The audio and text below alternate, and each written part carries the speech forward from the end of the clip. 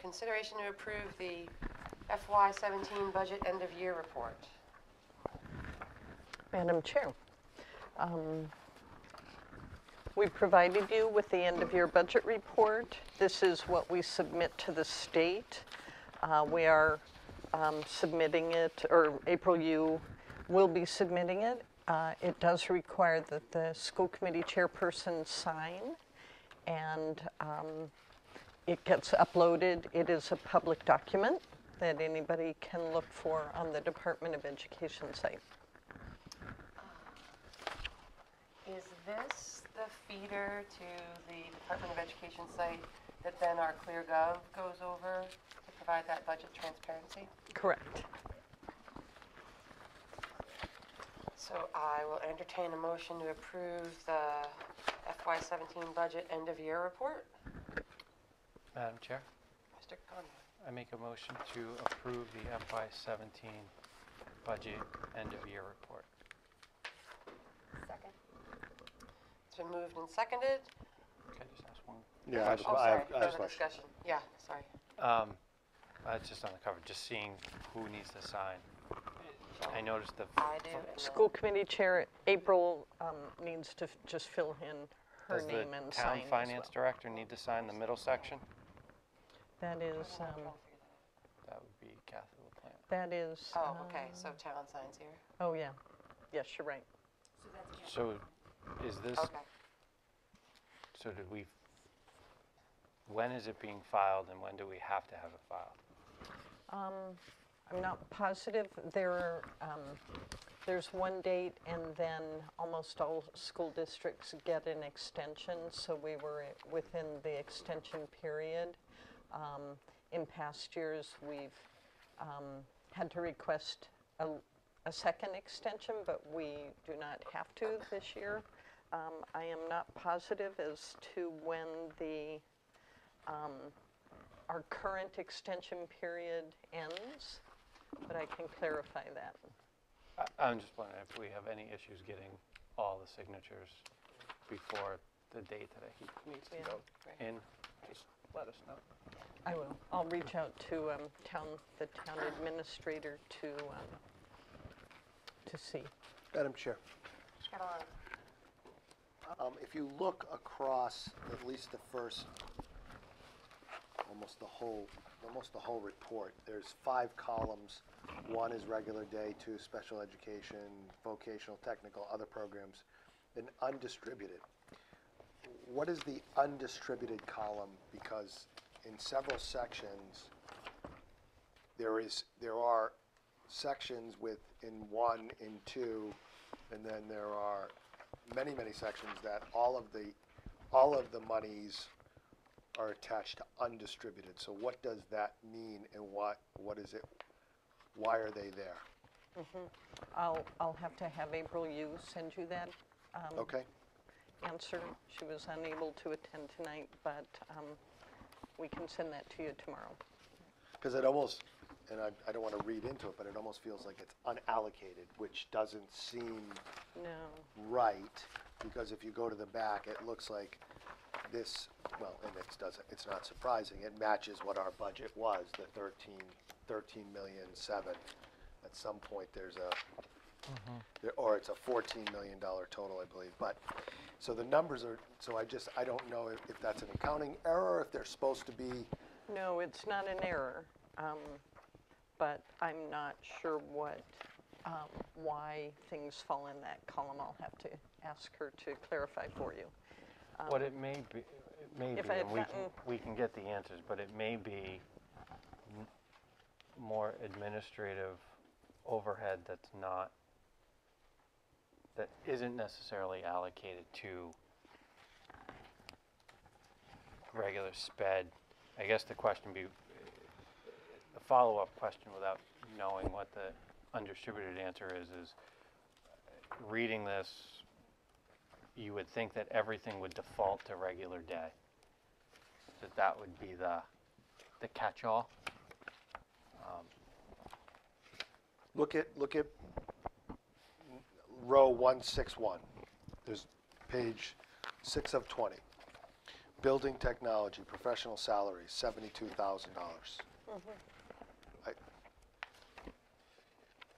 But what's interesting is that whole, and I don't know if it's pro forma this way, but all of the first 4 columns are grayed out, Right. almost as if you can't enter them there.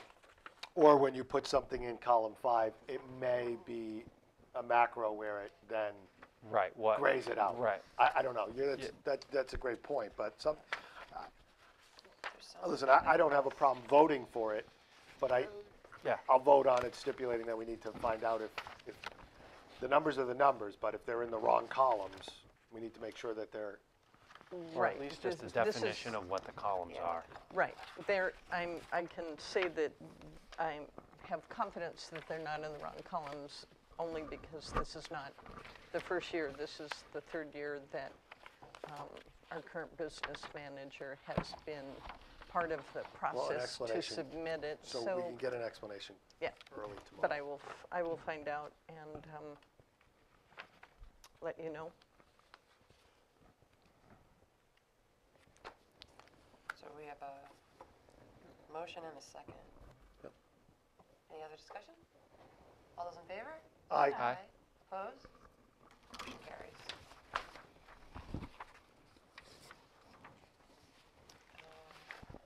Consideration to approve reduced fees for the Buddy Bowl. Madam Chair, Mr. Conroy, I make a motion that we approve the reduction in fees for the Buddy Bowl to be held on November 18th and 19th.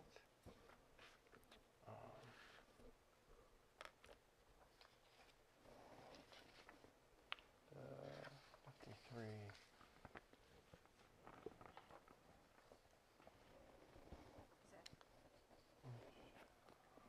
What is it all? It's not clear. yeah. So, Madam Chair, Jody, looking at the sheet that's submitted, to clarify, it looks like there are no custodial costs because it is held outside. Is that correct? No. No, Okay. they have something in the cafeteria. The 35, which is an estimated hourly cost, because I have to estimate the highest possible range because we don't know who'll take that shift. Things, although they're not stated on the request form, they're gonna need the bathroom, so we'll need to open up the papers. Okay, yes. They're in the cafeteria, so it's for the rental for the cafeteria Brookfield, which is just like a flat fee per use. So the 927 is the estimate strictly for facility rental. I can't, usually custodial is not waived anyway, but I can only give an estimate per hour rate. I can't tell you what it'll cost you. What's Brookfield? They've paid, that's the one over, Oh, that's what you you call know, it? with the one that dips, then there's the one through the woods, it's by the driveway. Okay. So normally what we waive the facility rental fee portion, which is $927, but they do pay the custodial costs. Did you make the motion? Yep. So did you say to waive I all said to waive- facility? You waive them? To waive the facility fees, not. But they the must custodial. pay the custodian, which is our protocol, because we have to bring someone in. Second. Or did you second it? I did not I second it. Okay, it's been moved and seconded to waive all custodial fees for the Buddy Bowl on 11/18. No, rental, Sorry, facility. facility rental fees on 11/18 and 11/19 for the Buddy Bowl. Further discussion? All those in favor? Aye. Aye. Opposed? Motion carries. Consideration to approve energy benchmarking resolution. Madam Chair, as part of our new building project, we are seeking to be as environmentally healthy, sustainable, as green as possible, and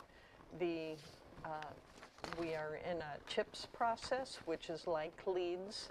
It is a process that the consultants are walking us through, and we earn points. And those points accrue, and if we reach a certain threshold, we get a higher reimbursement for that from the MSBA. one of the ways that we need to earn points in CHIPS is to pass a resolution that we will, basically that says we will monitor our energy costs and our energy usage and track that usage over time and compare our performance in the new building over time. And that there is a requirement at the end of 2 years of occupancy that we do a final report of that. Not a final report, but a 2-year benchmarking report. It is, we are fortunate to have in town Bob Weiss, who has been part of this process, the CHIPS process. He has done a little research on this with the consultants, the architects, and the subcontractors. And he believes that our performance benchmarking will not be very difficult to do given his database and the software he uses, which is the Mass Energy Insight database by Peregrine Group. So I recommend to the committee that we pass this resolution. And one other aspect of this, if there are, at first when I read through this, I thought it might entail some cost that the district would have to absorb by hiring somebody to do this energy benchmarking. But with Mr. Weiss's support and also Wayne Klocko and the building committee have stated that they believe this is a cost that can be absorbed into the project and should appropriately be paid by the project. So any nominal costs that there might be, we believe, will be absorbed by the project. I'm just going to add a little bit to that. Yeah. So as Nancy mentioned, the chair of the Permanent Building Committee and the Elementary School Building Committee has committed to funding whatever cost that this may be out of the project cost for the new school. So hopefully Bob's input drastically reduces what that cost is, but there'll be no cost to the district. Mr. Klocko was fairly adamant about the fact that the district shouldn't have to bear the burden for that cost, so that should come out of the project. And then, you might have mentioned this, Nancy, this is a requirement for us to be able to qualify for points for reimbursement in the MSBA program. So they require us to do a resolution. So this is part of our checklist to be able to maximize the reimbursement points from the MSBA.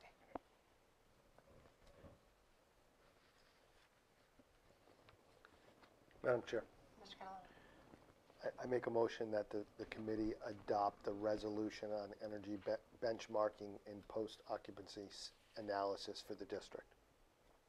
Second. So moved and seconded. Further discussion? Madam Chair, one question. Does this pertain to just the elementary school? Yes. Okay, because this reads that it's the school district and references schools plural throughout. That's fine. If In the whereas or in the result? In the whereas. In the whereas. So and I don't see anywhere where it says specifically just for newly built school or elementary school. I'm okay with it. But my question would be, one, does this 2 years from now, 3 years from now, 4 years from now, is the same work being done in this building that's being done in the new building? And if it is, and it doesn't have as good of results, because this building will not be as energy efficient as the other building, what does that mean?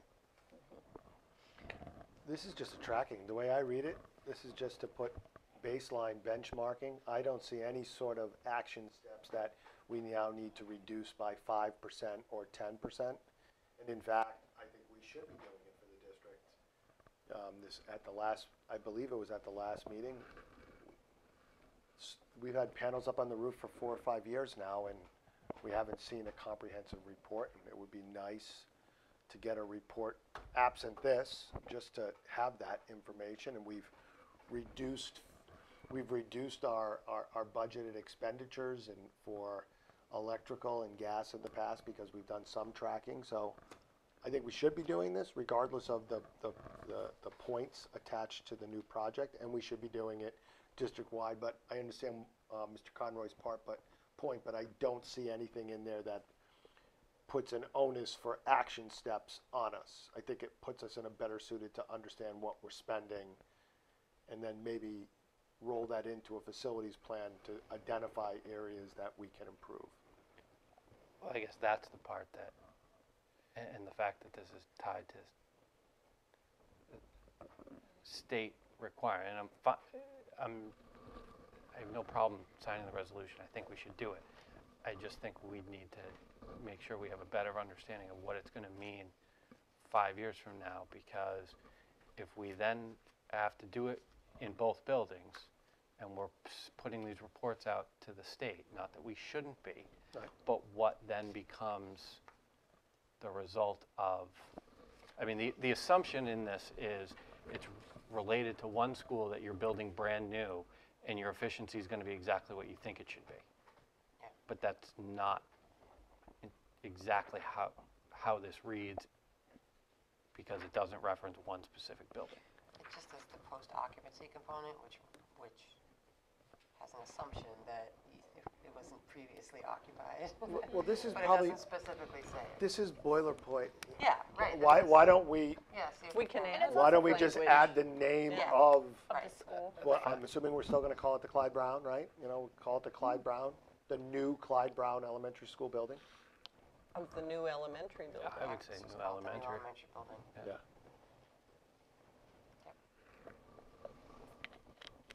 I agree with you, and I do think that there is some benchmarking.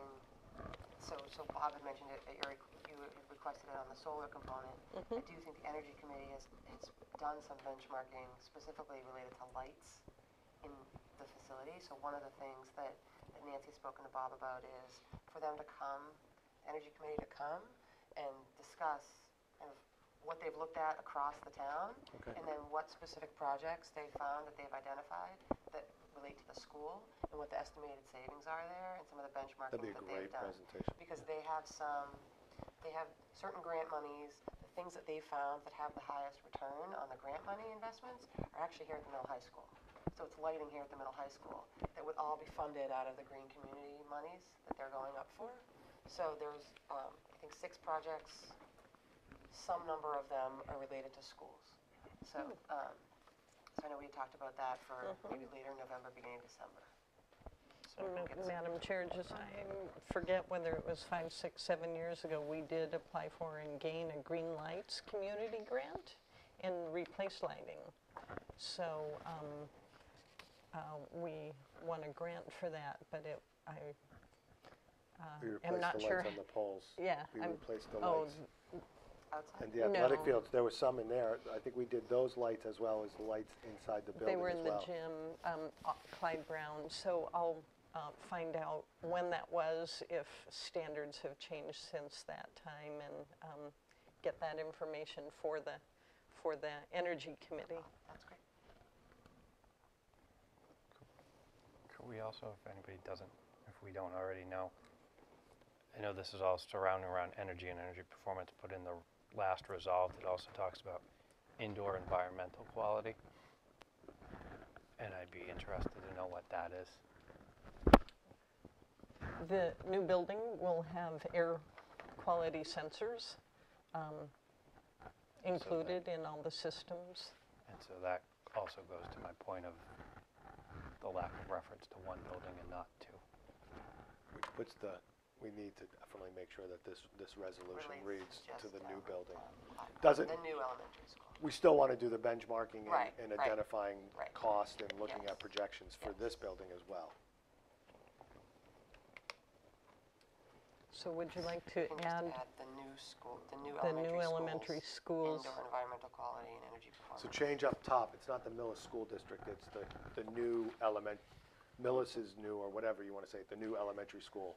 Because when you say district, that Well- means all buildings. Well, I think that's one of the things that first, but I think what this is the Millis School District School Committee adopted Okay. this, So we need to but put it the maybe body in the of first. this, Right. Yeah, yeah. So we need to inject the name of it somewhere.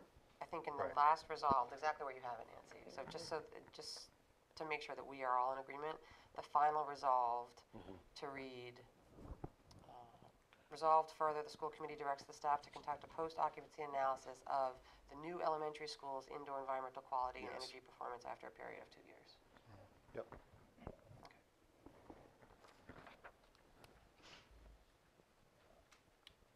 So we had a motion. We want to amend the motion to approve it. I'll amend Based my off motion. of Madam those. Chair, Mr. Conlon? I'd like to amend my motion to adopt the resolution on energy benchmarking and post-occupancy analysis for the new elementary school building only. second. Further discussion? All those in favor? Aye. Aye. Opposed? Motion carries. Thank you. Student representatives. Thank you. Through you, Madam Chair, Joshua Price, student representative. There aren't many announcements today. The first one is that the drama club play, Can't Leave the House, is going to be going on in the auditorium on November 17th and 18th, which is next Friday and Saturday, not this Friday and Saturday, but the next one. Also, there's no school this Friday. Finally, there's a girls varsity soccer team. Their game tomorrow at the Marshfield High School. They're versus Cohasset. That's tomorrow, Wednesday, November 8th. And did I see you in the homecoming court a few weeks ago? I was an escort, yes. Excellent. Were you the king? If there was a king, You would have yes. been the king. I like it, Josh. Coming out strong. Good for you. Excellent. Thanks, Josh. Teacher representative?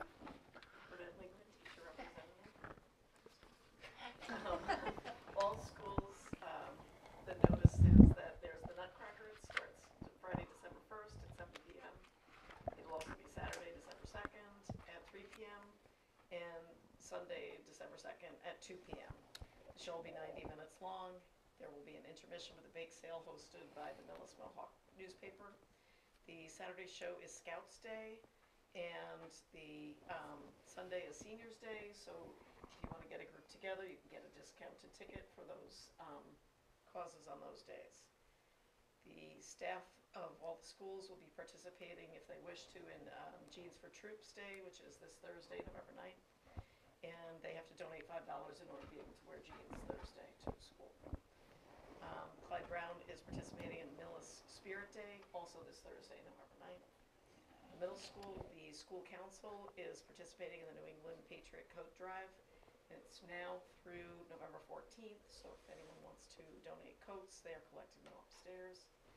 And the grade 8 is also participating in a community service project for families in need by providing food for the Millis Pantry, and they're collecting between now and Thanksgiving.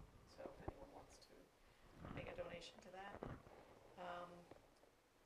For tomorrow, the 10th graders will be interviewing veterans here at the high school, and that is between 9:30 and 10:20. Any veterans that would like to volunteer, they would still take them. Mr. Fallon would appreciate that. The Massachusetts AFL-CIO is offering a scholarship. They're having a program for the seniors. There's an exam and an essay. It won't take place till February 7th, but they're looking for people to sign up now and find out all the information so they can be prepared. And there'll be a meeting here in the library tomorrow for the teen library council to find out information about it. That's at 7:30 in the morning tomorrow morning. Thursday morning. The Buddy Bowl's coming back to Millis on November 18th and 19th. And there'll be the 2 interest meetings for winter sports, one for hockey, and that's for parents and players in Hopedale on November 15th at 6:30 p.m. And the winter track is next Wednesday in the cafeteria here at the high school, and That's at 2:30 PM. Madam Chair, the hockey is both boys and girls hockey teams. Thank you very much. I think that's the first time we've offered it. Okay. Great. Next, we have time and learning. Mr. Maloney. Do well.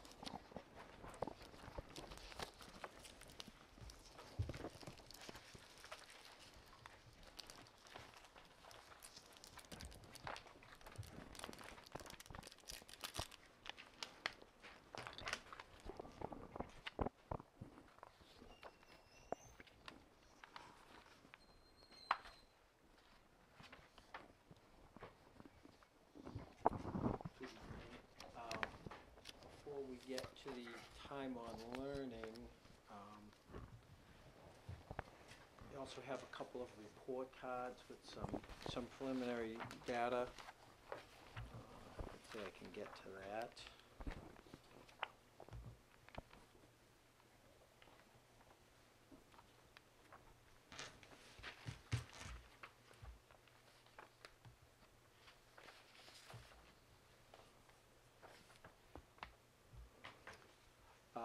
And just as it's all queuing up, the first document is the Millis High School report card, which goes over some of our recently released MCAS data and some other standardized testing data.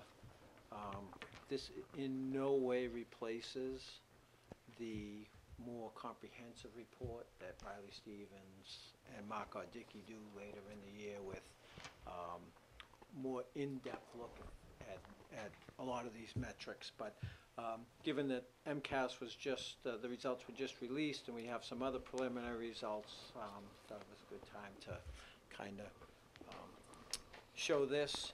So in terms of MCAS, ELA, math, and science, technology, engineering, we look at the previous 5 years, how Millis does in relation to the state, and then this past year, how we did, and compare it with the state for the past year. So for ELA and math, we tend to go between 8 and 15 points above state averages over the last few years, and this past year was no exception. We had, again, about that same rate of variance with the state, and similarly with the science, technology, and engineering P+, this past year we were 10 percentage points above the state average. In terms of student scoring advanced, our numbers again tend to be over the state average, 8 to 17 points for ELA and math, and that trend continued this year. Science, technology, and engineering is about the state average for advanced. The student growth percentile, which is a measurement of how individual students did compared to all other students who scored the same on the previous MCAS. And then they compare them how they did on the 10th grade MCAS, and they rank order them, and so that's how we get our percentiles. For the past 5 years, our math scores have tended to be kind of low typical growth. Typical growth, according to the state, is anywhere between the 40th and the 60th percentile. So over the last 5 years, our math scores were at 46. The state's baseline is 50. So slightly, the lower end of typical there, and the ELA was on the higher end of typical. And for the 16-17 school year, the English growth percentile was beyond typical, exceeded what would normally be expected, and math was high typical, up at 56. So those numbers are encouraging. The science, technology, and engineering doesn't have a growth percentile because the test they take in 8th grade for science, technology, and engineering is just a general test. The high school test is subject specific, so you really can't compare those. So growth percentiles aren't determined for those classes, those tests. We also, on that report card, is the 9th grade results. We have our 9th graders take the exams for a number of reasons, not the least of which being it's one less exam they'll have to take in 10th grade. And they perform well and get over that first MCAS hurdle. But we don't have state data to compare that to until next year because the state will only release the scores of 10th graders. So those 10th grade scores you see above science, technology, and engineering are actually the tests that were taken in 2015-16, not 16-17. And please, any questions, you can just jump right in. Then the lower part of this report card is deals with some standardized testing, a variety of standardized tests, and some other data. Again, Riley and Mark do a much more thorough presentation on this, and they really drill down on the numbers. But here's kind of a first blush. The AP Equity and Excellence rate is the percentage of your graduating class that has taken and passed an MCAS exam. And over the past 3 years, we look at 3-year averages at these. Over the last 3 years, our senior class was at 47.7%. Our class of 2015-16 was at 50%, and that was the first class that we had half of our seniors had taken and passed an AP exam during their high school career, and we thought that was a great benchmark to reach. And then in 16-17, as you see, we exceeded that. So we're trending in the right direction. There's no state data to compare it to, so we're just kind of comparing it to where we're at, and so we're trending in the right direction. And AP scores range in a score from 1 to 5. 3 is considered passing. So scores 3 plus, over the past 3 years we've had 81%. Last year we were at 80%. Again, we're pretty pleased. 10 years ago we were trying to get up to 70%, which was the state average. And now we are consistently exceeding the state average now. The reason for the state average is having 2 numbers. The first number, all Massachusetts schools, public and private, and the second number, just the publics. So it gives us some context that we're exceeding the averages when you compare us to all schools. And then our mean score dipped a little last year. And you can see by the yellow warning and the state variation. I'm kind of okay with that because last year we had the most kids we've ever have take the exams. We've added some new classes. And I would say with AP classes, as a former teacher of AP, I understand the first 3 years as a teacher, you're still learning the curriculum and the preparation the kids need. So I'm not alarmed by that slight dip in the mean scores below the state average. I do anticipate that those numbers will improve, will inch up.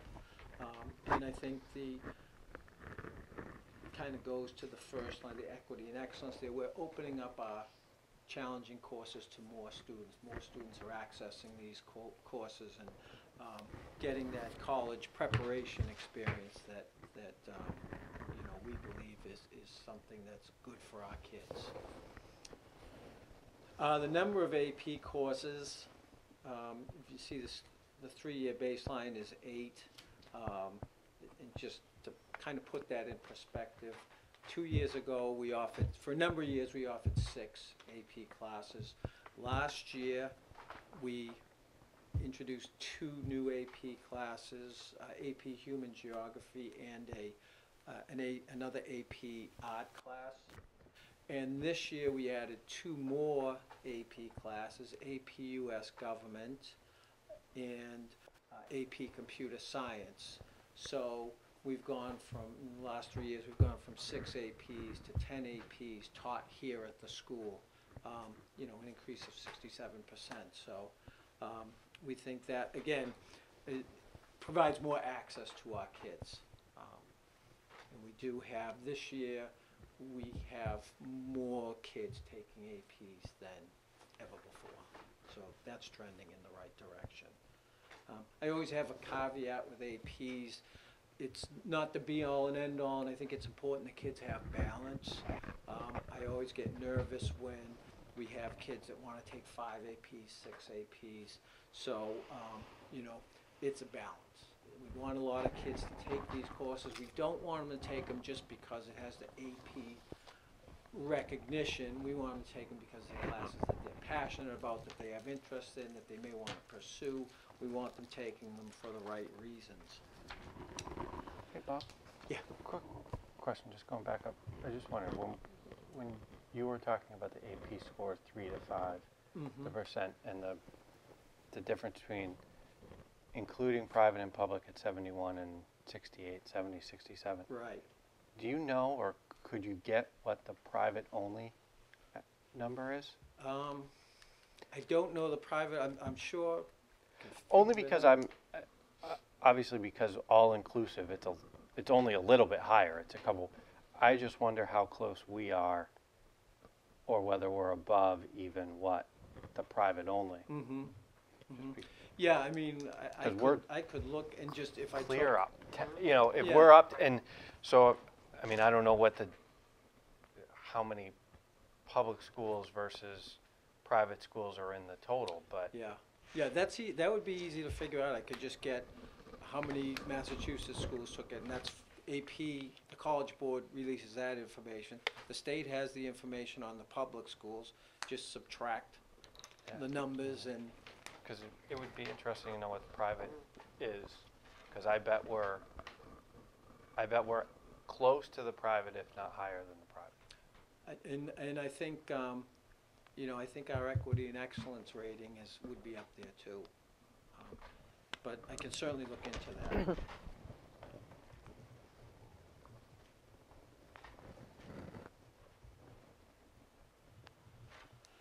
Excuse me, SAT participation, you know, basically, you know, we're usually from 85 to 85. SAT tests, last year was no exception. We were 87% of our kids taking it. That number we may see drop a little. More and more schools are becoming SAT optional. What tends to happen is most of our kids take the SAT, and some may choose not to send it to schools if they're applying to an SAT optional school. Or some kids might decide to also take the ACT and send whichever schools they want. And Mark and Riley can talk about that in more detail when they do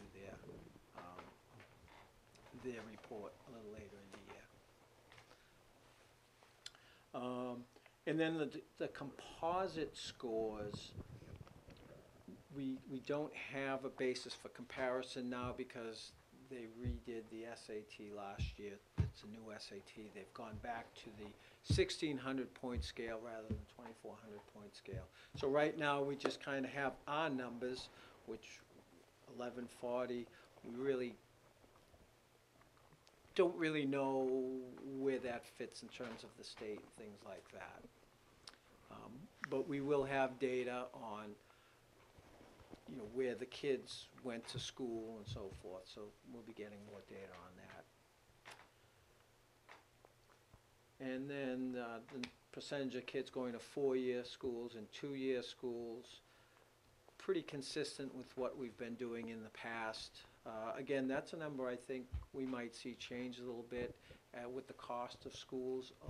Number of kids are choosing that option of starting out at a two-year school. And there are often benefits to doing that, transferring to a state four-year school after 2 years, getting into a UMass Amherst or any of the state universities.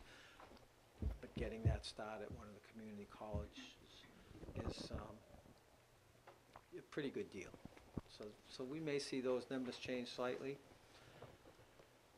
And then the accepted to one of the top three choices is something that's self-reported. The guidance department surveys the students of the graduating class, and so again, the vast majority of our kids are getting into one of their top three choices, and I think it also speaks to their understanding and working with guidance as to what schools might be viable options, and having a variety of schools that kids are applying to.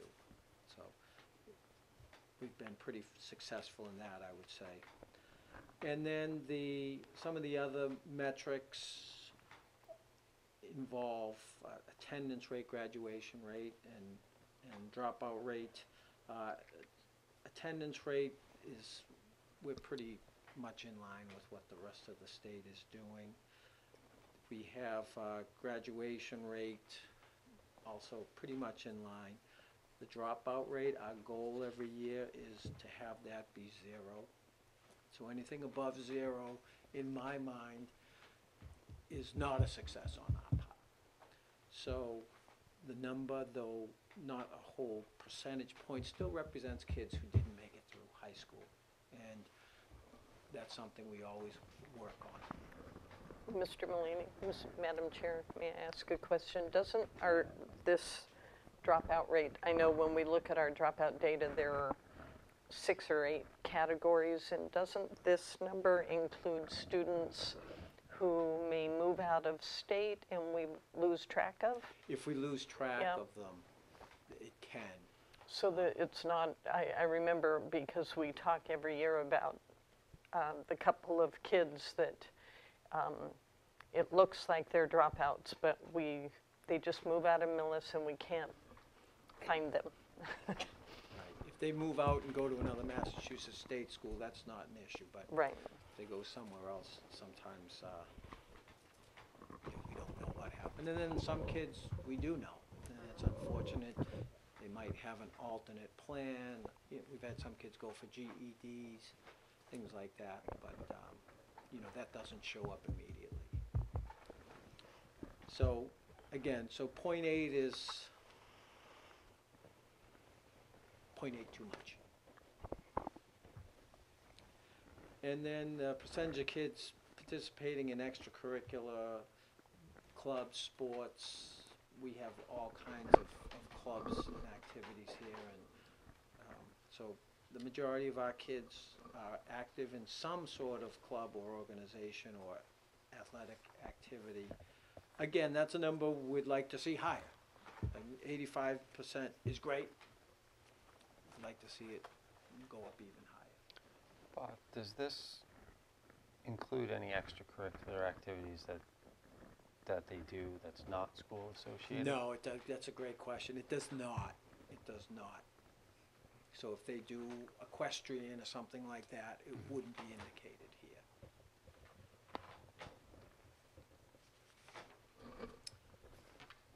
So that's kind of the short form of the report card. Again, there'll be more information on that coming soon. And then we have the wellness report card, which is taken largely from data from the Metro West Health Survey, which is conducted every 2 years, and Millis has participated every 2 years going back to 2006. So we have a lot of data over the years for comparison. And this report card kind of looks at substance use, it looks at behavioral health, it looks at nutrition and other wellness indicators. So if we look at the first category there, student engagement and support, feeling connected at school, I would say just, you know, looking at it kind of holistically, and this compares us to the Metro West area schools. It's not the state, it's the other area high schools that take this Metro West survey. You know, most of the Tri-Valley League towns, most of our neighbors. So that's the comparison group. And I would say in the student engagement and support area, we're roughly in line with what's being reported at other schools. And so, you know, we want all our kids to feel connected. This gives us good data on, you know, the idea that we still have work to do. We still have to look at getting other kids, thinking of other ways to get kids involved in school and feel like they're part of the school, connected to the school. I would say, looking at the next category, student fitness and nutrition, again, pretty much in line with what's happening in Metro West. One of the things that jumped out at me was the comparison data between what our kids reported in 2014 and what they reported in 2016 in terms of exercise. A huge jump. And I wouldn't begin to, you know, say what exactly caused that, what was the causation. You know, I think there may have been a lot of things that correlated with that jump. For this kind of a jump, but is this, in the last couple of years, we did try and add phys ed? Well, I mean, we've I mean, it may that have would precede that. Okay. Yeah. Because that's just like twice as many. Yeah, and it's and even going back, you know, the Yeah, last exactly. surveys. It's consistent Yeah. until that, right? So. Right. You think the kids lied? Not that they lie, Well- but there's something, they're all. I would be they're all in interested, their 40s. but what was Metro, I wonder what Right, Metro West right, was and- in the prior And years. They changed did they change I the wording? recall They that. changed the criteria, that's what, Yeah. I don't think kids are lying, but something changed because, you're right, Metro West went up. I mean, that went up. Well, we don't know that it went Right, up. yeah. We just know that it it's doesn't have the 68. Metro West. I can get that information too, because I can just look at the last presentation on this. But that's the thing that kind of jumped out at me. First of all, I remember thinking back in 2014, wow, you know, fewer than half of our kids exercise more than 20 minutes 3 times a week. Which doesn't make a whole lot of sense when you know how many kids are participating in extracurricular. Right, So I is the think, question besides sports, are you, Maybe. like, is this in addition to, like, outside of sports, are you exercising 3 times a week? I don't think that's the question. The question is just merely. Are you doing Right, exercise? and that's, you know, that's one of the questions about the survey is, you know, it's open to interpretation by kids, each question. But again, yeah, that's kind of a startling jump, and maybe we can look into why that is, but I'll look into the Metro West. It's a good jump at least. Right, Right. exactly, it's trending in the right direction. And I do think, you know, when you see, and I know you've seen what they're doing in phys ed classes,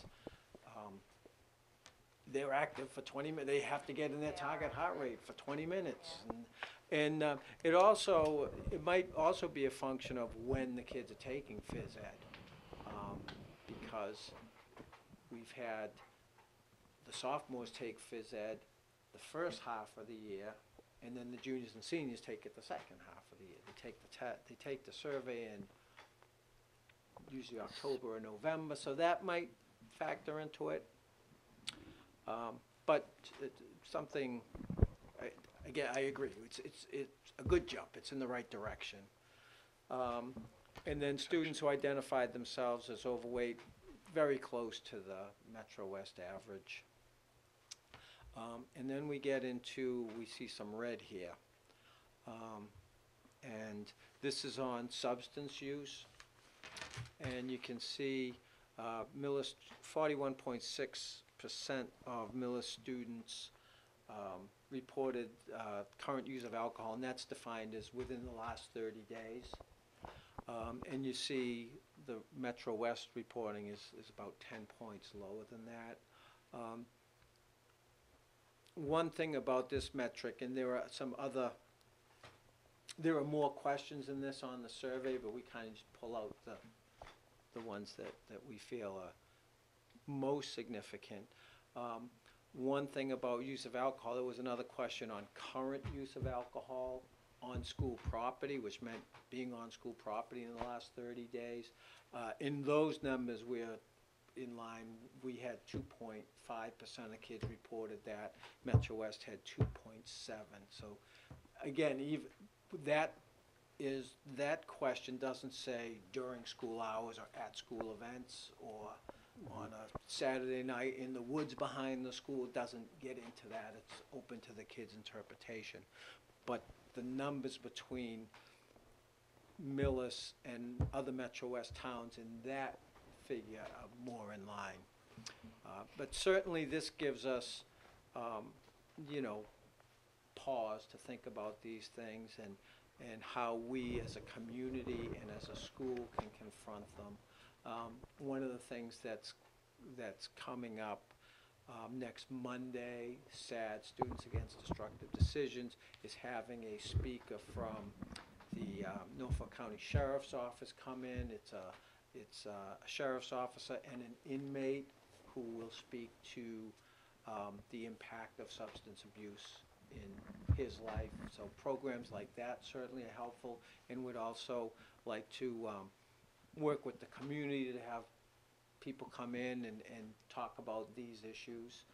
And we also have Dale Bickford, our school resource officer, who's now a full-time resource officer, who will also give us access to more programming along these lines. So we're hopeful that we can do some things here in school and in the community, in partnership with the community, to get these numbers down. Cigarette. Okay. Just, a couple of comments on the risk behaviors. And there's the one piece which is comparing to the Metro West. There's the other element is looking, as we look at the historical. Right, yeah. The alcohol use one is creeping up back to where it hasn't been since 2006. And then the other one, which somewhat because of what's been going on statewide with marijuana legalization, between 14 and 16, we've got a 10% jump. It just begging the question of, as marijuana becomes legal, and obviously it's not legal over 18 or 21 or whatever, but it's going to be, maybe it's not as accessible, maybe won't be more accessible, but there'll be more places where you can easily get it, just like, having an older friend walk to a liquor store. It's going to be the same concept. Dedicating resources at young levels is going to matter in education about this as it creeps, as it comes. So, just and I'd agree with that. And the other thing that's to me frightening is the different types that kids can get. And I'm thinking specifically of edibles. Someone comes in with gummy bears, you don't know if they're gummy bears or if they're gummy bears laced with THC. And so we have to be ready and prepared for that. Again, we try and do what we can to keep the schools drug-free. Again, having Officer Bickford in the school, I think will help us a lot. We'll continue to have, the drug-sniffing dogs come in the school, and at various times during the year. And we tell the kids that they're going to come. We don't tell them when they're going to come, but we tell them that they're going to come because these kids deserve to go to a drugs-free school. And we'll take steps to do everything we can to keep it a drug-free school. But I do agree with you, Mark, that with the legalization of marijuana, the perception that it's not harmful is a growing perception among kids. And I would say the same thing for vaping. We've seen a great increase in vaping. And the students' perception is it's harmless. It smells nice. And so, and again, I think when you look at the numbers for that, currently using e-cigarettes, you see Millis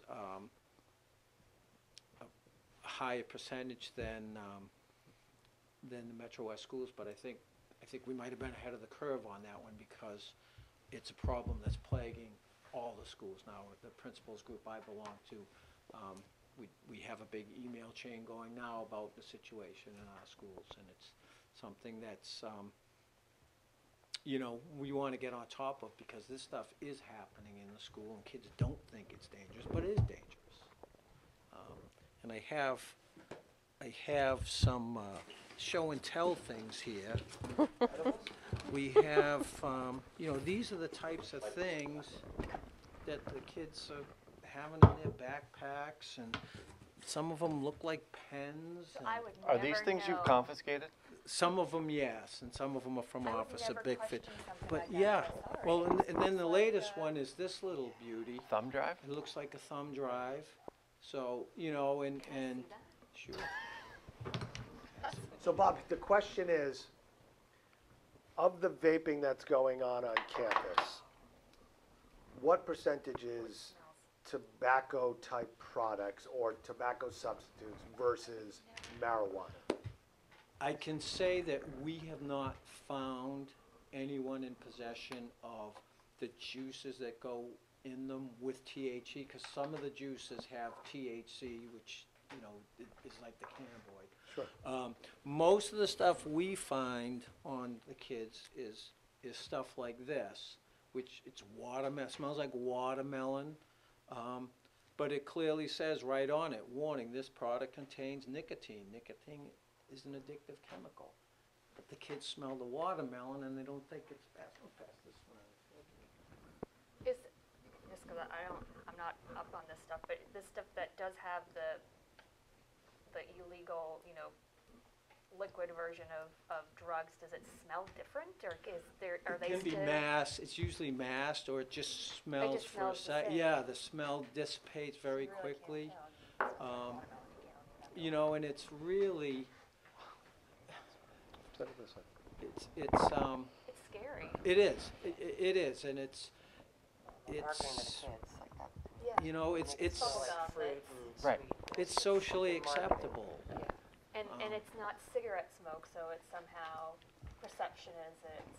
Right, it doesn't smell like Which is Right. cigarettes. You can right. see where the smoking numbers have clearly are trending down and keep trending down, but then you have the huge jump in. Right. It's also sort of interesting that we have fit kids, but then there's still Right. Yeah. the other destructive behaviors Yeah. are. The vaping's Going not on. good for them, but it's not nearly as, the good news is cigarettes, which are really, really, Cigarettes are down. are terrible. The nicotine is not it's an addictive, it's a drug. It's not that's not as dangerous as the chemicals that they were putting in the cigarettes. I mean, they were putting Well, the tar. think and that's- so- tar in, I mean, Yeah. horrendous. still That's still, right. you don't want them doing that because it Absolutely comes not. it comes on board more pure through those things. I mean, it's not a good situation, but the fact that cigarettes are going down. So my question is, or my concern is, both marijuana and, although there's no commercial sale, so even though it's legal, the only people that are supposed to have marijuana at this point are people with a medicinal. Right. Right. Until April. Right, Or until right, whenever the yeah. first commercial store opens, wherever it is, and the Right, lines will be right, out. April. So marijuana's illegal for anyone under 21, even in April, and clearly alcohol. And it'd be easy for us to say that kids can't drink, so we're not going to talk about it because it's illegal to do it. But it's about the destructive behavior while drinking, bad decisions, you know, and you can go from bad decisions from driving to fighting to all the way down to the last category in that sexual activity. I mean, there's all sorts of stuff. So is part of the conversation that Dale's going through, other than saying, first of all, it's illegal, Right, don't do it. and you can get arrested for it, being in possession of it, is it also a conversation about minimizing the risky behavior and and watching out for each other and trying to, I mean, the easy stance would be to say, you're not 21, you can't drink. That's the end of the conversation. That'd be putting our heads in the sand, right? As parents, as community members, as administrators, as police officers. So I'm not saying we say wink, wink, nod, nod, it's okay. Right, no.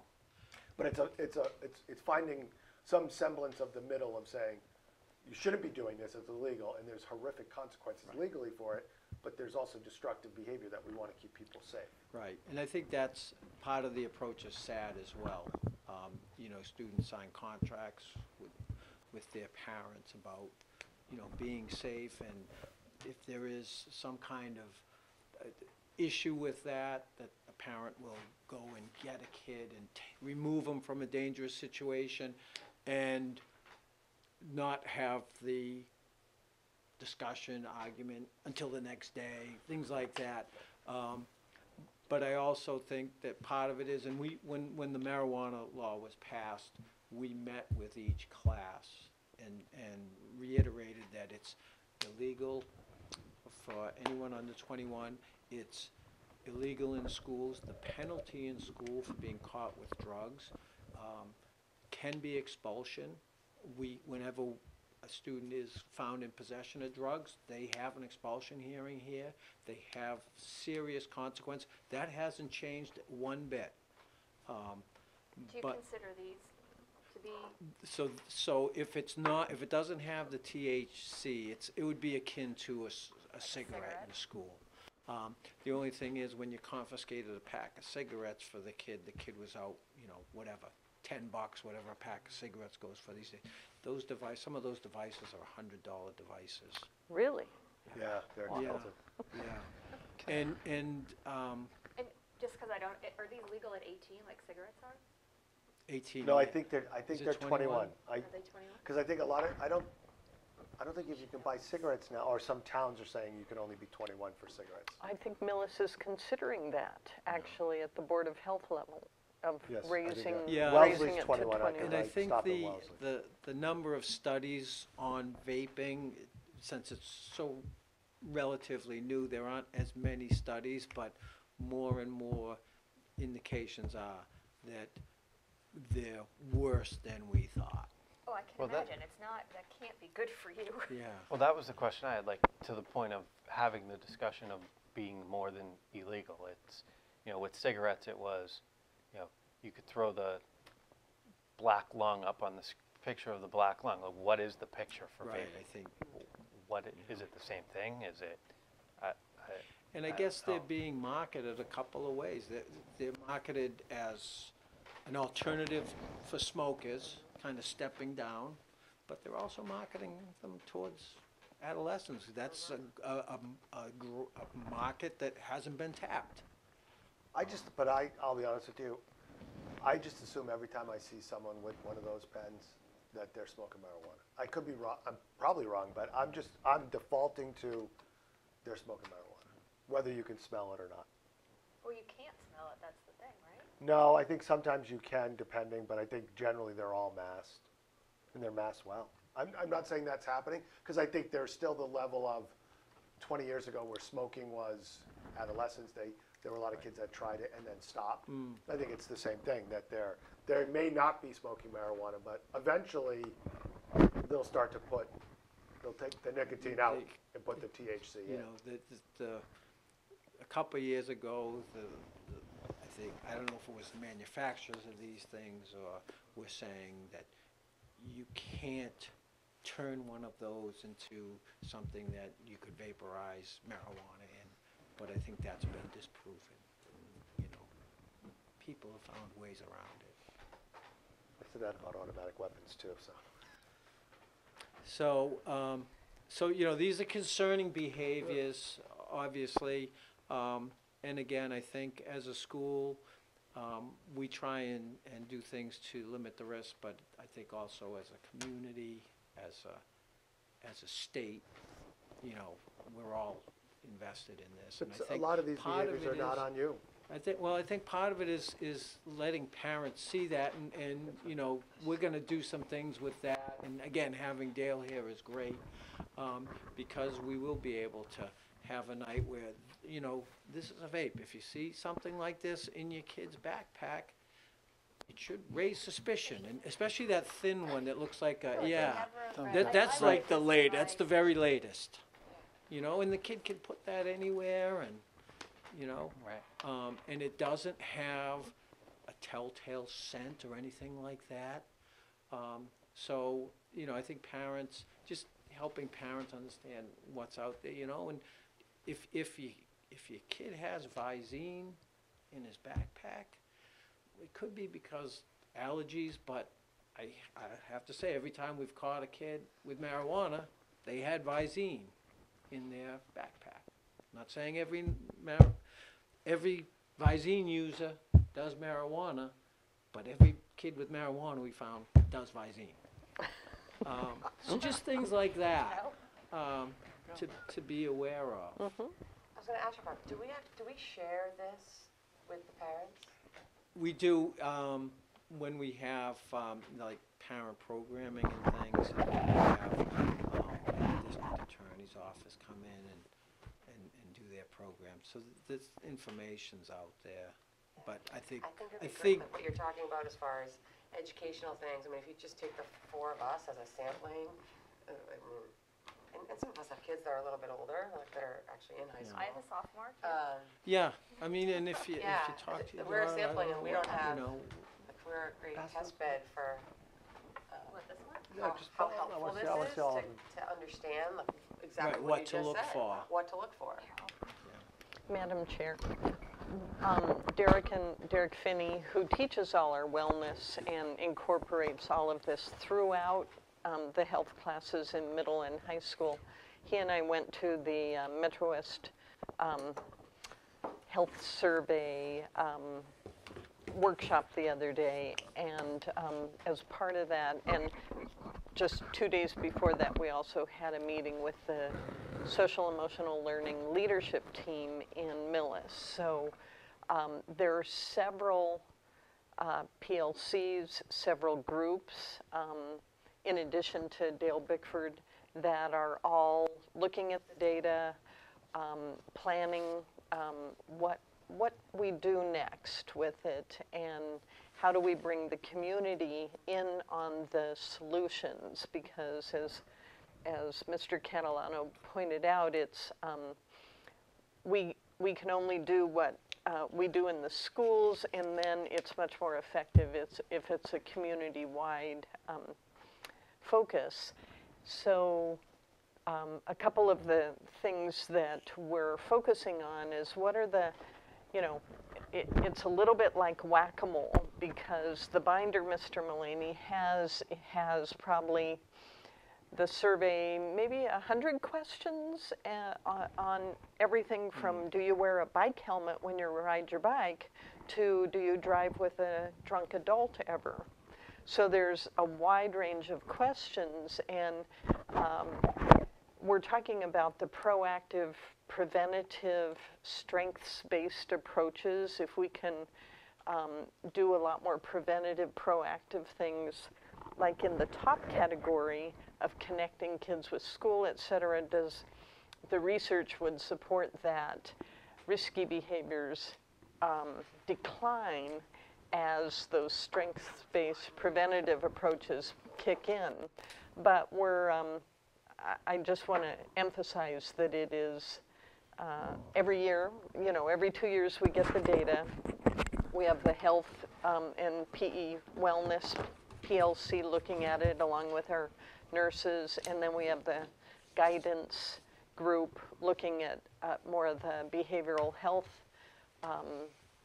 indicators. So it's kind of what we need to do right now is bring everybody together It's on our agenda for our admin team tomorrow to talk about, okay, so if there are power standards in priority areas, what are they and what are we going to do about it? Do we bring in some of the programming we've had in the past with the Karen Institute, and what do we think and what does the research say will be our best approach? Madam Chair, can I just, I know we spent a lot of time on this, but I just wanted to go actually back up to the student engagement and support. And I know when we look compared to Metro West, we're, right about an average, a little less. But again, looking back over the last few years, with I feel close to people at school, feel like I belong, kind of going in the wrong direction. I didn't know, I know this is just a small subset of questions. Are there more questions that help get some insight onto what this may be going? And again, we're talking, everybody's at this 70%, and we're at 68 and 70 just on those two. We're just about like everywhere else, but what it means is, and this may just be life in high school, but it means a third, over one full grade of every school. This is just high school. It's... No, but I mean, every high school, Yeah. every high school, 25% or roughly a quarter of the building is saying that they don't feel close to people at school, don't feel like they belong. Now that may just be the way life is. But again, I just looking at us, and we're not dropping dramatically, and we're not below the average. But the I feel like I belong's gone down the last 4 times we've done it, and the I feel close to people at school has ebbed and flowed the last 4.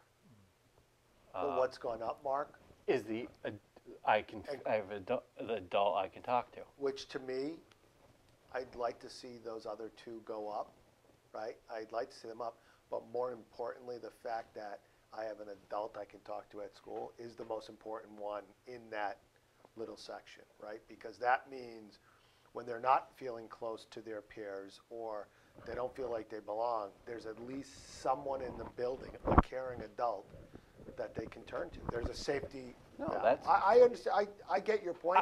Really, the genesis of it is, do we know, or what are we doing to, if anything, if there's anything we can do, to try and figure out what the genesis of that is? So root cause analysis is part of what we would go through after we identify our target areas. Okay, what's happening here? And I think one of the action steps often is just to do a quick internal survey to parse out what's going into that and get at it a little bit more. And we can do quick little surveys with our students during their advisory periods. So I think it just takes the putting together a kind of a unified approach and a little bit of strategic planning about what do we want to know and find out, what are our focus areas, because again, the whack-a-mole, we can't address it all.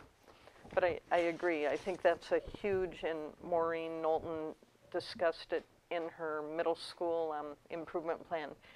Having kids connected to and feel like they belong to a community is an essential preventative strength. And I think, when I go into the high school improvement plan, we do this social emotional learning initiative that we're embarking on, hopefully does address this in a more strategic way. But I do think things like advisory have helped with, getting an adult who they feel connected to. I think that it is disturbing that a quarter of the school, or any high school in Metro West, feels like I don't Yeah, I belong. mean, that quarter piece is absolutely, it's the whole, it's everywhere. But it's, when you start laying it out and put it in that perspective Mm. of, I mean, you're spending Monday through Friday at 7 hours a day at a place where you feel like you don't belong. and then when it comes to, and then just from take one school and you look at, this can dovetail a little bit into if we have students, families looking to, either choice out, they go somewhere else, like that's one of the reasons kids and families might do that is because, well, I don't have a connection at the school. And so if I have no connection, then why do I stay or I at least look elsewhere? Mm-hmm. You know? Part of the problem is we are a small school. Absolutely. So some classes are bigger, but it's 100 kids in a class. And you may be on the football team, and that's your group that you belong to. Or Yep. you may be on the basketball team, or you may be on soccer, you may be in drama, right? And then if you're not, think about that. It's not hard to find 25 people that Oh, are not in that, they're not in absolutely. that Venn diagram where they connect and they don't feel like they belong, or they were in a group, a friend group, and it's gone south. Yep.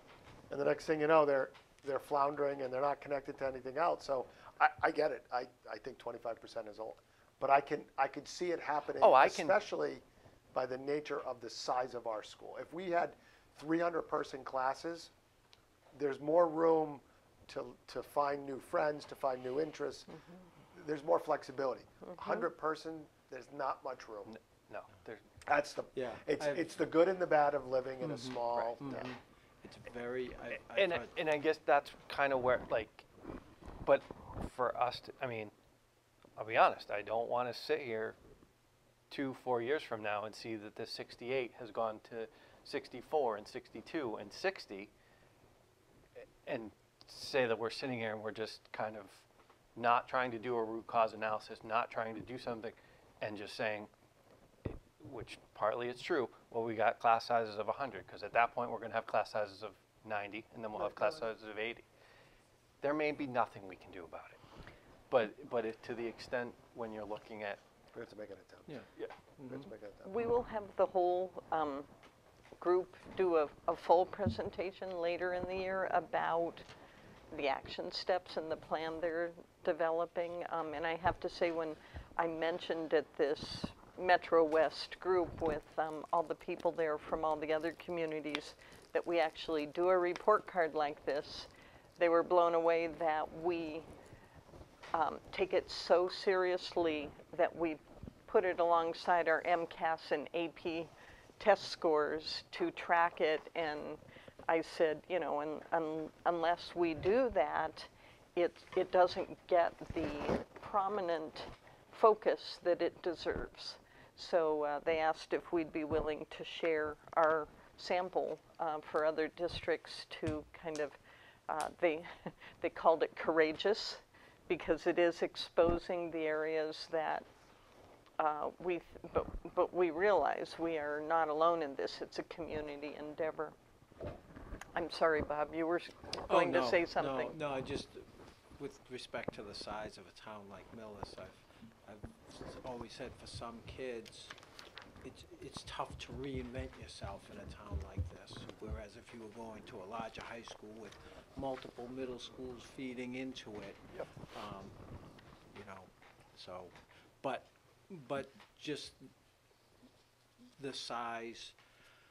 I mean, the numbers are similar at larger high schools too. I think kind of the strategic approach of a social emotional learning initiative hopefully will make those numbers not go in the wrong direction.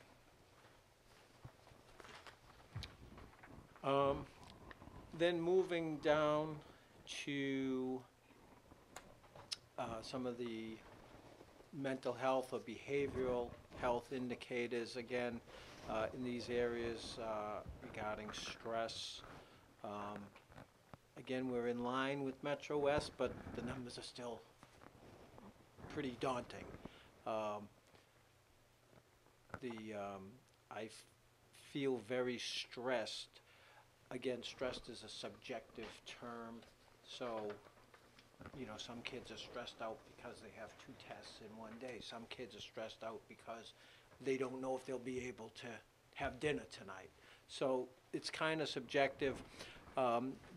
The interesting thing was in 2014, when our number was at 40.2%, Metro West was somewhere in the 20s. So it appears we were ahead of the curve in that one, because it looks like Metro West has caught up, and that idea of stress is being reported elsewhere as well. You know, with respect to stress, we have a number of teachers that use mindfulness techniques with their classes. We have Derek Finney teaches an elective with 30 kids in it on stress reduction, and it's become more of an area of emphasis. Having said that, our numbers haven't declined greatly, but again, it's something that we're doing our best to address, and trying to find ways that kids can feel less stress. Again, going back to the other report card, you know, some of our kids are stressed because they're taking 5 AP classes. And some kids will say, well, the parents are putting the stress on me, but sometimes it's the kids putting stress on themselves. But in those areas, you know, again, we're roughly where Metro West is. And then kind of the same story in terms of bullying. I think that's an area where the numbers are trending in the right direction. And I think it also might have to do with people having more of a shared understanding of what bullying is. Bullying isn't my friend and I had an argument, which I think when bullying first came on the radar, it was any kind of meanness was identified as bullying, and I think people's understanding of what bullying, the definition of bullying, has become more refined. Bob, the feeling very stressed. Mm-hmm. I know that you had 100 categories and you moved it down. Do they break down the questions by stressors from school or stressors from home? Not really, no. Because that's an unfair question. Stress is stress, but if you're thinking about it from an education standpoint, right? You have to deal with all of the stress, but you're only responsible necessarily for the stress that your environment that you control. They may feel stressed because mom and dad are getting divorced. Mm-hmm. They may feel stressed because Right. dad's company is moving them and he doesn't want to move. Right. Or Right. I can't go to my top 3 schools because we can't afford. You know what I'm saying? Yep. Now that Yep. carries over to school, but that's Right. not stress induced by Right. your environment. Yeah, and I think the intent of the survey isn't to survey things that schools have control, 100% control over. It's schools are the vehicle for getting the survey out to the kids, so we know what young people are experiencing. So it's not necessarily, all the questions don't necessarily deal with things the school has control over. I do agree. I do agree if you could tease it out a little, it might make the data a little more useful for schools. Because when they say I feel stress, it doesn't break down. Is it stress because of grades? Is it stress because of a family situation? Is it a stress because of a friendship situation? It doesn't break it down like that. Because you can control, you're going to deal with the byproduct if it's Right, stress from home, exactly. but still that would be one that it would be Yeah. better to tease that one out a little more. Right? It also goes to the distribution piece. Like, if the schools are really just supposed to be a vehicle for gathering the data, well, the school is also the only place where the data gets shared. So it's kind of, if this really is, if if they wanted to get this out to the communities, to parents, to be dealing with the part of it that's in the home or outside of school, I would think that there would be more of generic outreach that came not through people only going to see it because the we take the schools are extra steps of presenting it, putting it yeah. on a scorecard Yeah. and presenting it here. Yeah. You know, so it's kind of, Do they publish a report that's consumable by the public, for the public? Do they publish their findings, not just the school? They publish? They'll publish, you know, Metro West, you know, statistics, Yeah. and then it's up to the individual schools to you know, publicize the findings for their kids in their town. Okay, so they do overall as Right, Metro and they West, do, right, and they not a do, breakdown, so then the onus is on the district to do your individual right, breakdown. right. And I would say the Metro West Foundation has been a great partner with providing programming, you know, for the schools and for the community. But I do think, you know, the easiest way to find out about these situations with kids is go where the kids are every day. So I don't, anything else on the report card? Nope. So, Covered that. Well, it's interesting, because I went over this stuff with my school council the other day, and it generates a lot of questions. You know, it's, for some people, it's, you know, first time they see these results. So now we can move on to our school improvement plan. And I'd like to kind of start the presentation by kind of going over what happened kind of recapping last year, and some of the things that were happening. In 2016-17, again, we were proud to receive some national recognition. The College Board AP District Honor Roll of the Year, second year in a row. First of all, there were 455 schools in the United States and Canada who received this recognition. And essentially, it's an award that recognizes increasing advanced placement participation, so increasing access, while at the same time maintaining high scores. And so Millis was one of 25 schools in the state to receive this recognition. And this is the second year in a row we've received the recognition. And there were only 8 other schools in Massachusetts that have received this recognition for 2 years in a row. So we're pretty proud of that. Washington Post, America's Most Challenging High Schools, they use a metric that determines college readiness, and they come up with an index for that. And we were among the top 525 schools in the United States, as determined by the Washington Post metric. And then the U.S. News and World Report's America's Best High School. Basically, their metric involves looking at schools' performance in relation to their demographic. And so, you know, that national recognition was something that, as I say to the kids, it's their performance that gets Millis recognized. So we're very proud of those national recognitions.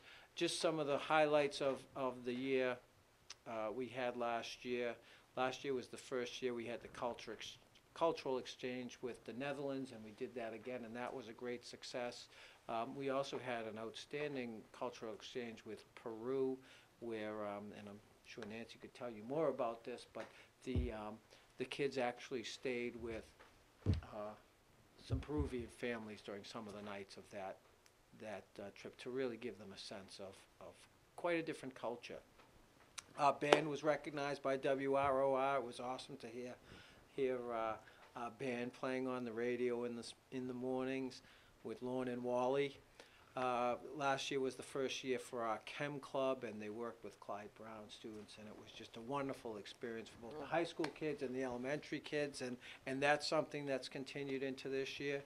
We were the Super Bowl champs last year, and we're hoping to repeat. We're wishing the team good luck Friday night when they play Wareham. And Dana Olson was voted Coach of the Year by the Globe and received that recognition from the New England Patriots as well. Some other things we had, once again, our youth and government group was recognized as a premier delegation at the State House Conference, which is quite an achievement, and truly one of the great programs we have at the school. Kids exercising skills that transcend the classroom. Adriana Arguello Gutierrez won a Scholastic Gold Key.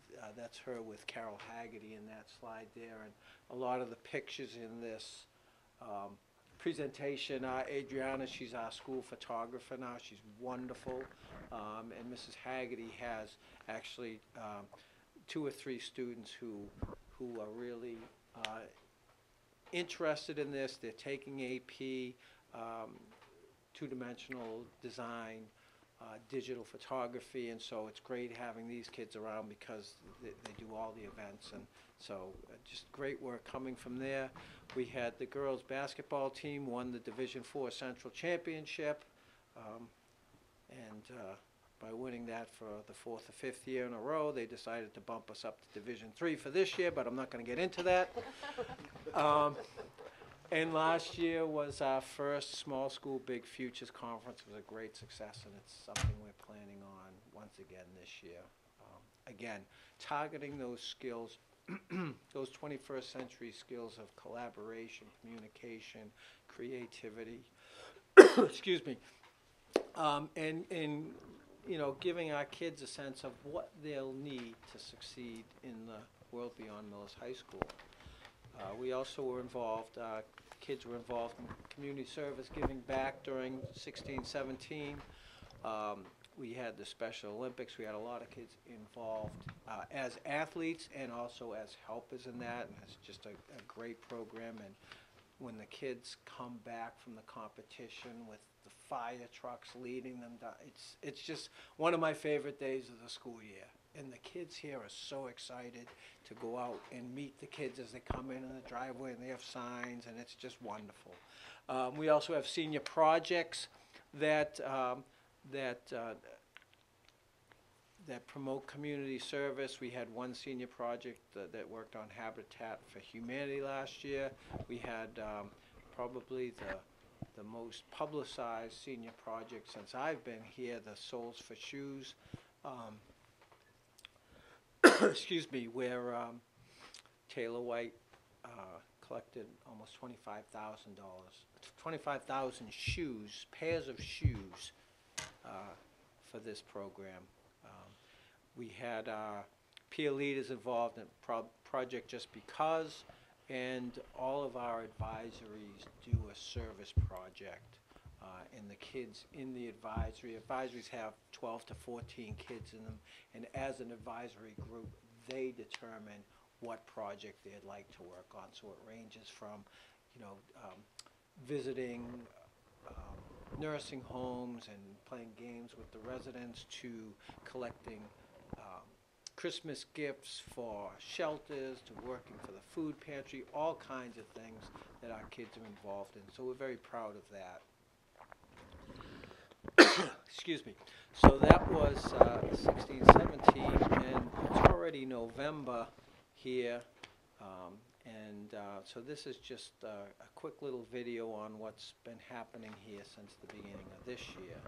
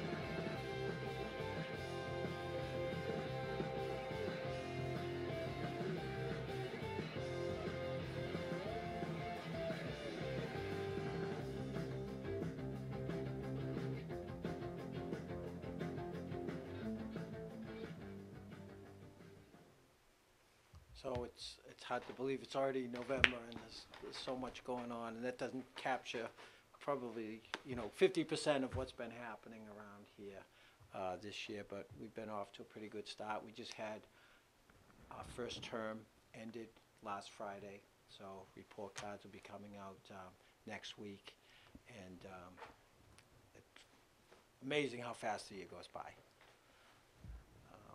So now we have, oh, sorry about that, we'll get rid of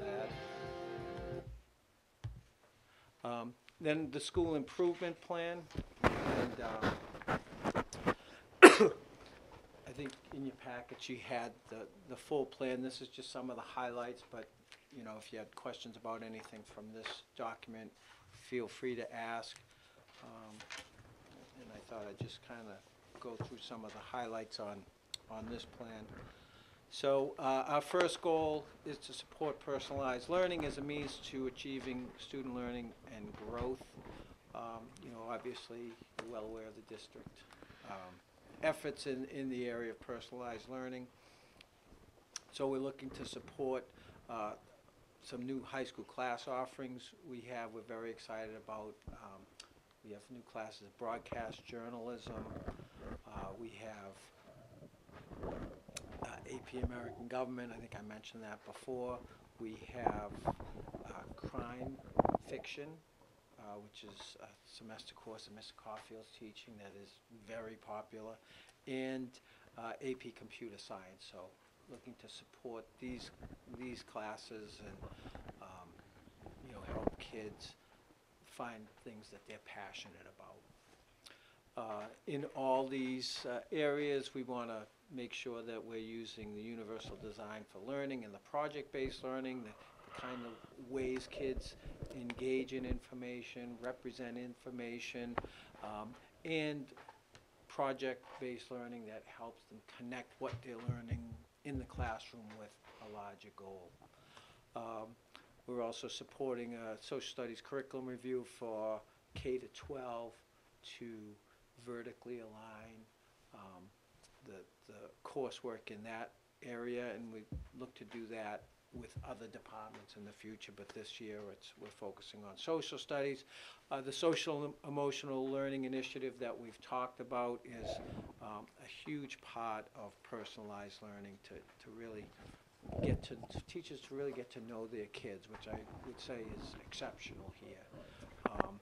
And then helping the students feel connected and develop skills to manage emotions and have healthy relationships and things like that. We're going to, as a high school, we're going to review our statement of core values and beliefs and have student involvement in that. Tiers of student support and challenge, giving kids what they need to succeed, not just a one-size-fits-all. And I have another show and tell here, just kind of quickly. And you may remember some of this from last year. This list with the redacted names represents failures for a whole school year. So in 2013-14, we had 30 students fail a total of 58 classes at the end of the year. And that was pretty standard. It didn't like raise eyebrows or anything like that. We instituted the tiers of support, and we cut that number in half. We had 15 students fail for the year. The following year, 26 classes. And then last year, we had a huge decrease. 8 kids failing for the year, 8 classes. And I thought to myself, well, that's great. I'm not going to be able to pull this one out again. But we have this year, this past year, 4 kids, 5 classes. So to me, that speaks to the teachers finding ways to help kids be successful. And I will say that the staff here bends over backwards to help kids succeed. And I think this is an indication, and to me, of how the TIERS program has worked. And again, a lot of that is a result of your willingness to support that program for us. So it's much appreciated, and I think it's bearing fruit. So we're going to continue to work at that. I would like to come here next year with a blank page to show you. I hope. Personalized learning involves giving kids timely, targeted feedback using formative assessment. Where are they now? What do they need to get better at? We're looking at exploring scheduling alternatives so that we can do more project-based learning, so that we can do more tiers, interventions within a classroom, so that we can leverage our technology better. So we're looking at alternate schedules, and hopefully we'll be proposing some new scheduling for the high school. Working with our ELL students and helping them feel connected to the school as they continue to negotiate high school in a country that they had just recently arrived in. We're looking at developing the Global and STEAM Scholars programs where kids can focus on an interest and choose from a menu of options that target those interests beyond the school day. And we, again, I'd like to thank you also for supporting the 21st Century Careers Program. We've hired a part-time careers coordinator, Melanie Steves, and she joined us a couple weeks ago, and we've already had our first event. We had about 10 to 12 kids go to the micro group in Medway, and those kids experienced seeing a manufacturing facility. They toured the facility, they spoke with workers, they spoke with management, they talked about the different skills that were needed in a facility like that. And I had the good fortune of driving the bus to get them there, the TP Cruiser to get them there, so I was able to get instant feedback from them after the program, and the kids were very excited about it, and they were, it got them thinking about these different skills. So I look forward to that program being something that really makes connections for kids and supports our personalized learning goal. Goal number 2, maximize the use of available resources for improvement of student learning and well-being. Again, we want to develop this as social emotional learning programming. Support the 21st Century Careers Program. Look at different data points to help inform curricular instructional decisions. One of the goals this year is to develop learner profiles, individual learner profiles for students, so that we can understand what their strengths are, what their challenges are, play to the strengths, but also build up the areas of challenge. And again, we want to make this list turn to a blank piece of paper, so expand that idea of tiered instruction. Third goal is to form partnerships with our families to promote a shared vision of student success.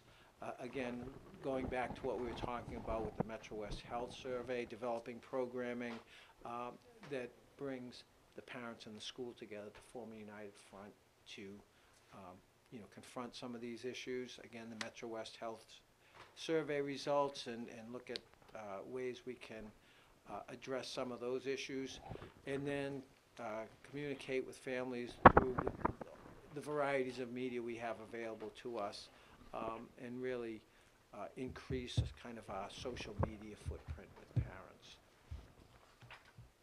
And then the fourth goal, to support a culture emphasizing personalized learning through analysis and implementation of best practices. So this is kind of us as a staff looking at best practices and using best practices. So as principal and as a school, we want to make sure our staff meetings and professional learning time are used to analyze best practices and keep informed on best practices through teacher observation and evaluation.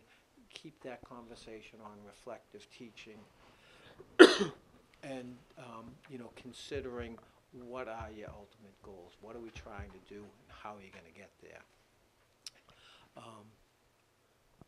Developing the learner profiles will certainly help with that idea of addressing individual needs in our teaching and in our programming.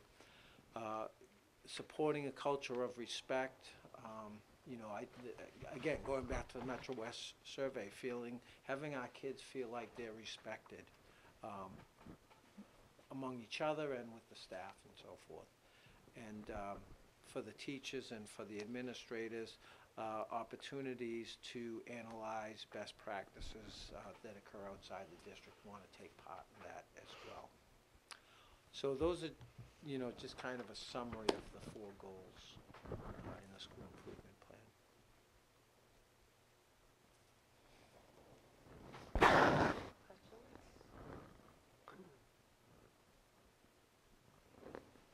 What a really great stuff. Thanks, Bob, Thank you. as always.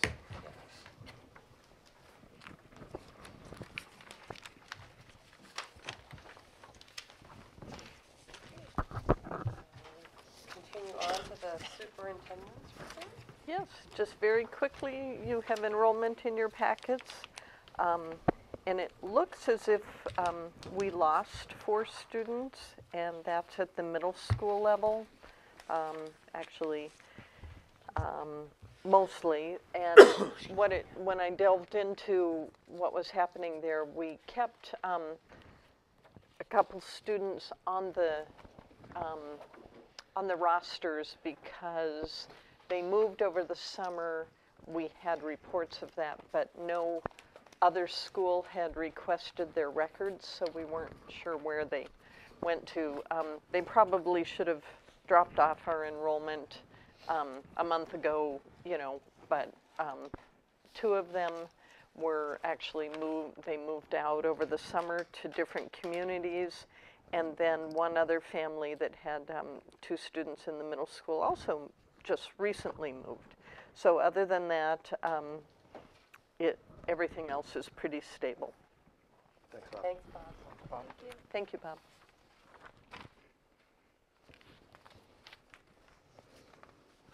And let's do the chairman's report, which I don't have one, other than what will come with the next item, which is the subcommittee report, the elementary school building committee.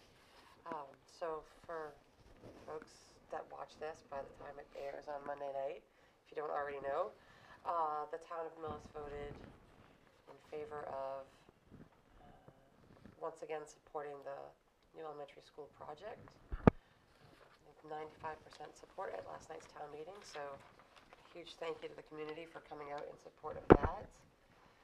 As far as what that means now, last night the Board of Selectmen, superintendent, the chair of the elementary school building committee, and myself all signed the project scope and budget agreement, which is the next step in the process to be able to send to the MSBA, and then in return we'll get a project funding agreement which outlines all of the reimbursement items and basically allows us to start to get reimbursed for some out-of-pocket expenses that we've incurred already that are eligible, and then moves that forward. So a great step for the project and the town last night.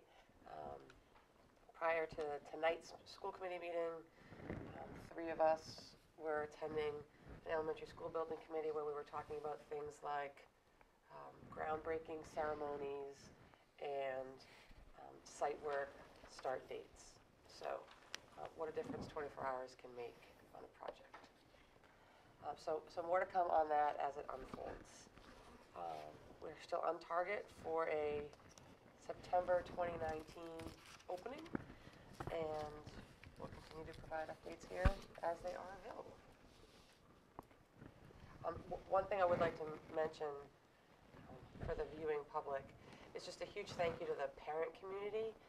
The Defend the New School campaign, which was spearheaded by a group of parents, there's probably about a half a dozen of them, that really didn't want their name thrown around very much, really just wanted to try and get some groundswell of supporters at town meeting and get everybody educated. But I can't help but call them out. Sharon Egler and Erin Underhill specifically, just a huge thank you to them for all of the work that they put in bringing folks to the meeting last night. And everybody that volunteered. This has been not just a last 6-week push, but it's been a 3-year push to once again get to last night's conclusion. So